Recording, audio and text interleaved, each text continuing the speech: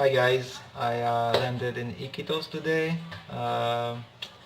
Started a bit bad because yesterday I learned that my flight got not delayed but was put forth. Instead of leaving at 9:25 in the morning, we were leaving at 5:25, so I slept again 4 hours. It was pretty hectic, so much so that during my 4 hour sleep I kicked my one of my two pair of shorts down the bed and it fell behind, I don't know. So I'm stuck with one pair of shorts now. So I'm gonna run naked in the jungle. So yeah, that was a big loss today. Then I got to the airport. Flight was good. I was able to sleep for an hour and a half. Touchdown in the Amazon. I'm in the Amazon now. It's great. So I got to my hotel. Got a ride in a real taxi because every fucking taxi here is a kind of a tuk-tuk, a three-wheeled bicycle with a motorbike with a bench on the back. And you should have seen them. It's like I think there are like two ways, but sometimes there are three and four, and you see a bus just passing them through the other lane. That's pretty much how people drive here. It's pretty crazy actually. Not worse than in Lima. In Lima, the cars come so close, it's fucking crazy, but still. I bet any one of those guys could drive. Like, they'd find it easy to drive in Montreal. Uh, so yeah, after I got to my hotel, I met the people who work here. They're really good people. My room is awesome for here. From what I've seen at the other hotels, it's deluxe actually, I think. Uh, and then I went for a walk. There's a river passing in front of the city. It's not the Amazonian River, but it connects to it. Here there are like three rivers surrounding the city. And Trois-Rivières, it's a town in Quebec. Um, oh yeah, so I went for a walk and I found this little restaurant that made ayahuasca diet. Because 3 days before you do ayahuasca, you have to stop eating salt, sugar, greasy foods, alcohol, drugs, and no sex. So pretty boring, right? So then I ate a crocodile sandwich with yuca. It's like a giant potato that comes from the jungle, and if you don't cook it, it can kill you. So, yeah. And it was pretty stiff because an alligator is all muscle, so it was pretty stiff. No mayo, no sauce, nothing. It's pretty dry too. But hey, you gotta do what you gotta do. After that, I went for a walk and I met this guy who probably looked at me and he said, "Oh, there's a tourist," but he's a tourist guide. So his name was Jorge Peña. Really cool, nice, really nice. He knew his stuff.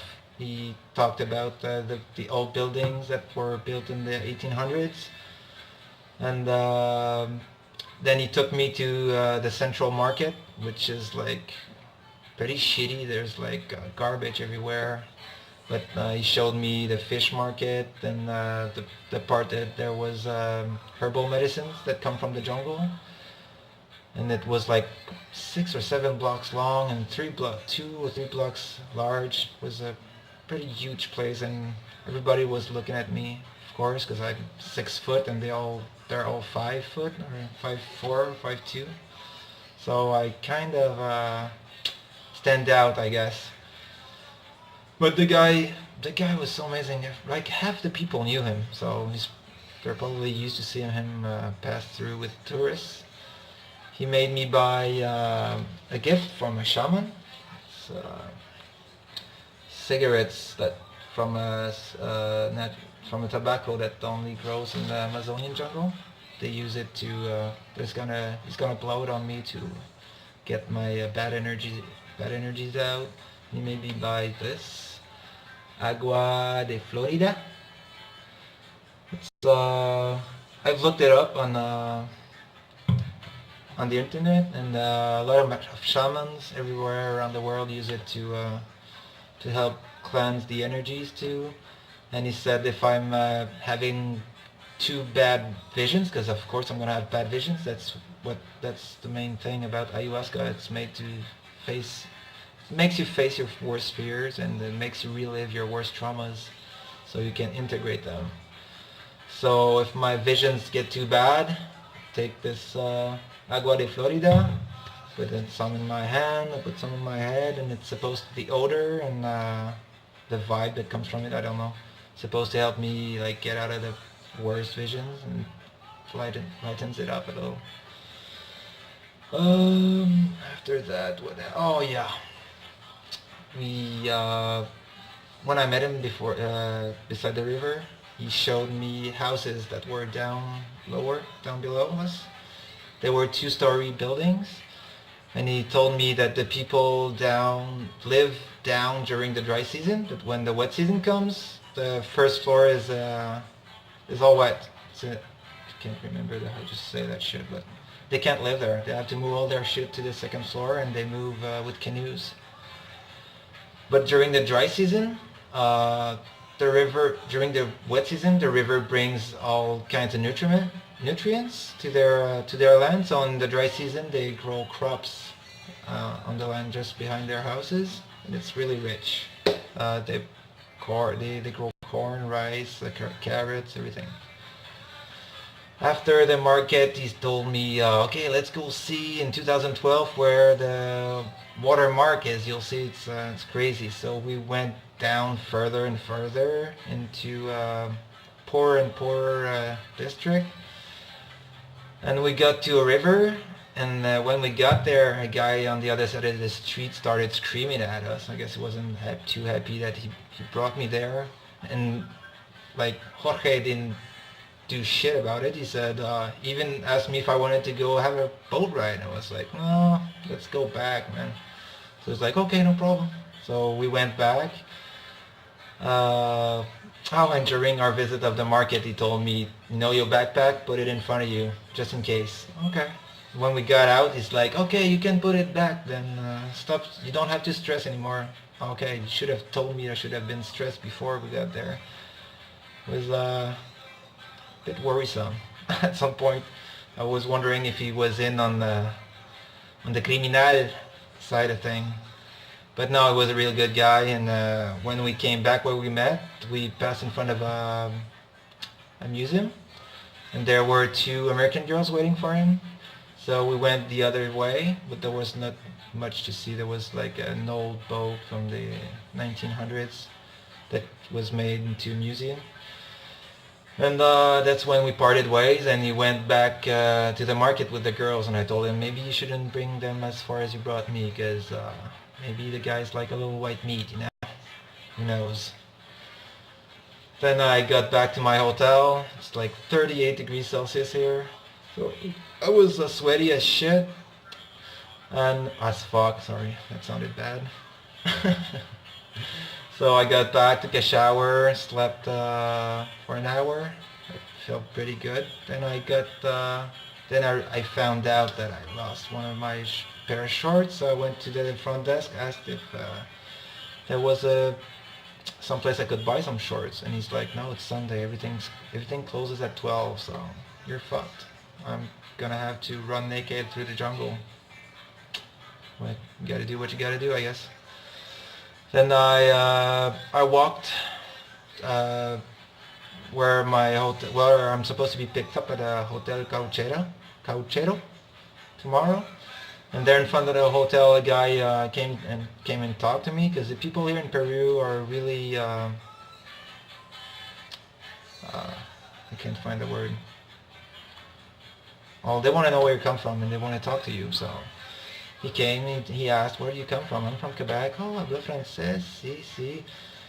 Turns out he's one of the helpers at the Capitari Center where I'm going tomorrow, so he's going to be waiting for us right there. And I asked him if he knew a restaurant where I could have because the restaurant I went before was closed, so asked him if he knew another restaurant where I could get the ayahuasca diet, and we went to the Karma Cafe.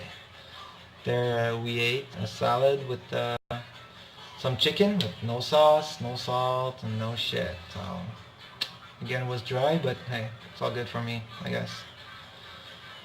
Nah, he sold me. He does these things. It's their amulets. That's jaguar claw.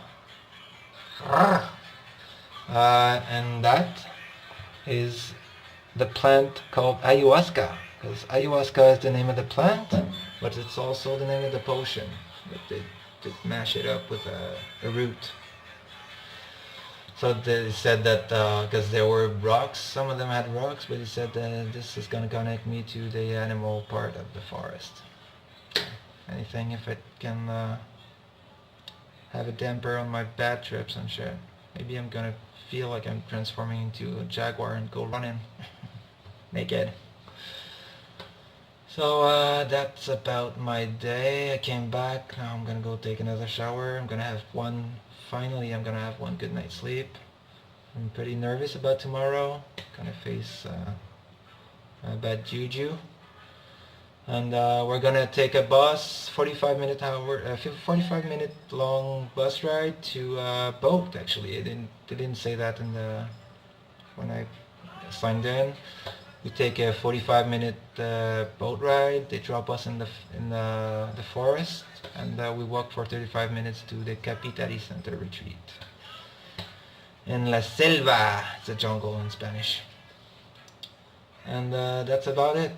Next time I talk to you, forgive me if I'm gonna try and do a montage with all my photos and the videos I got because Jorge, I filmed Jorge. He was cool with it.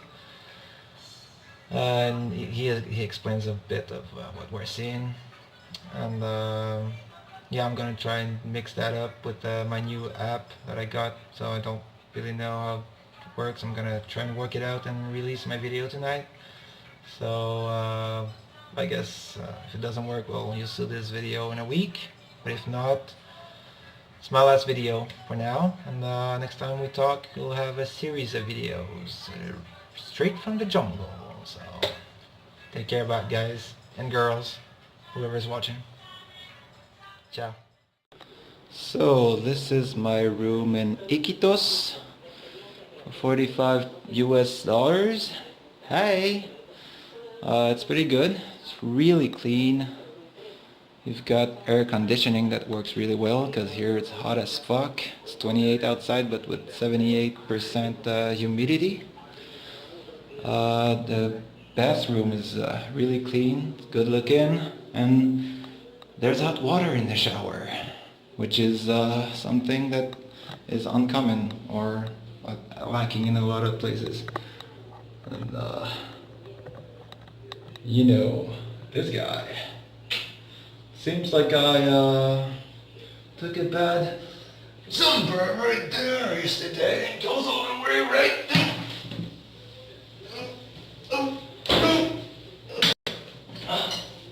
Don't worry, I'm alright. Alright, I guess I'll see you guys later in the town. On est en Amazonie.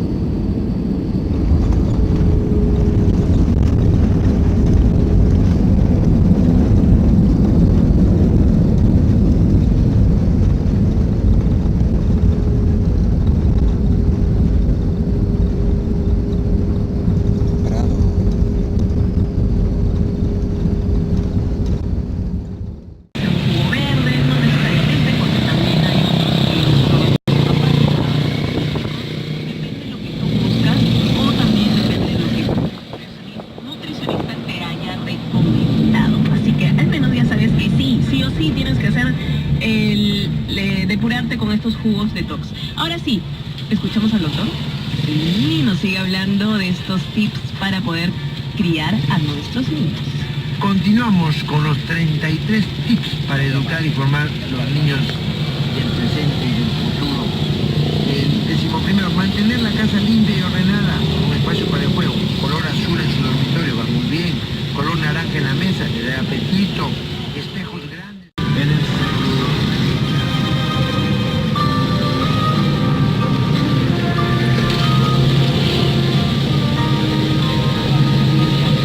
Bienvenido a Iquitos. Vive le trafic.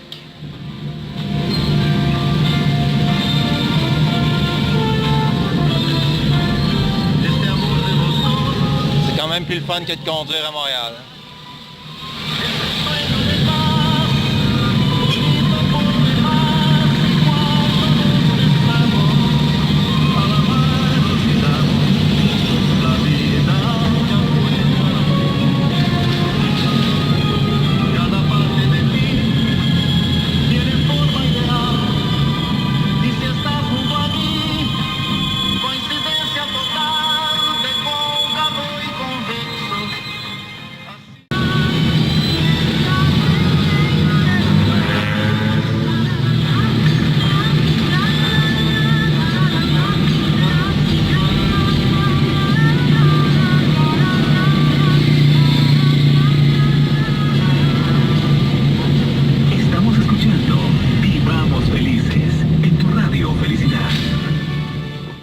Go.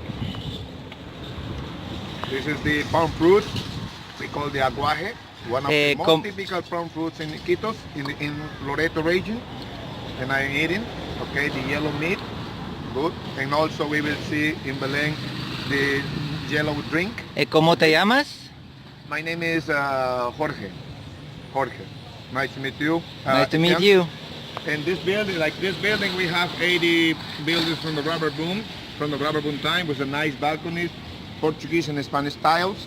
And this, especially this building used to be the German house many years ago. It was built in 1871, but now it's like abandoned. And 3 or 4 years ago, the electricity cables make the fire.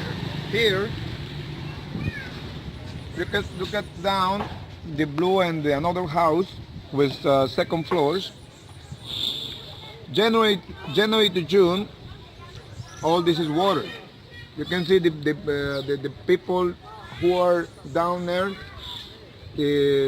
all that is water. And the people went from the blue and the another house, they have to move everything up, and the first floor they use like canoe garage. But in this time, July to November, it's dry season, it's very good land, good nutritionist land, where the people they put it corn plantation, right there, tomatoes, chili peppers, all that. peppers, corn, rice, you know. In 3 or 4 months they take it out to sell on the market. That's about this village, my friend Etienne. Okay? Thank you. Okay, let's those products, Etienne, like garlic, onions, potatoes, Hola. ginger. All those products we bring by boat and from the coast from the south because we don't grow up here. Okay, that's about this. Go. Okay, ATM, welcome to see the Eiffel building, who was designed by Gustavo Eiffel, the same guy who designed the Eiffel Tower in Paris, France. And this house supposed to be go to Quito, Ecuador, but they confused with Iquitos, Peru. Okay, and piece by piece they bring it here. Okay, and it was assembled in this corner. Huh? Good mistake. If somebody wanna be in the picture, tell me. That's it, my friend.